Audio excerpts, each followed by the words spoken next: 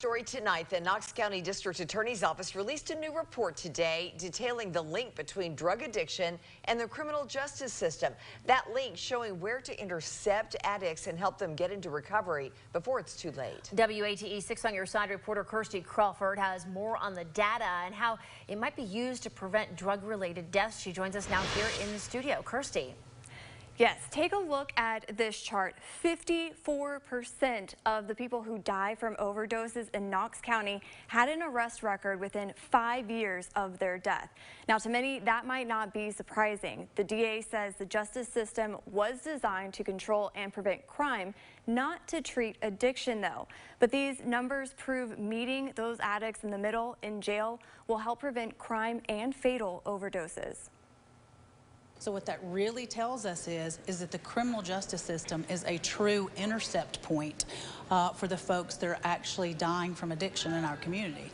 The numbers also show 13% of those who fatally overdosed were in jail less than a year before and had a recent stay of a week in jail. Steve Wildsmith, a recovering addict and content developer for Cornerstone of Recovery, says being a convict and an addict is a compound problem. It's really difficult for people who come out of jail regardless to sort of build back that trust with their families and with society. But when you're also struggling with a drug problem, it can just seem overwhelming. It can seem hopeless. He says a common misconception is addicts shouldn't go to jail.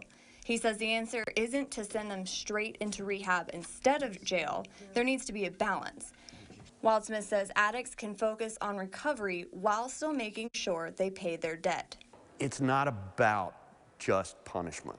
You know, it's got to be about recovery. It's got to be about what are the solutions that we're offering.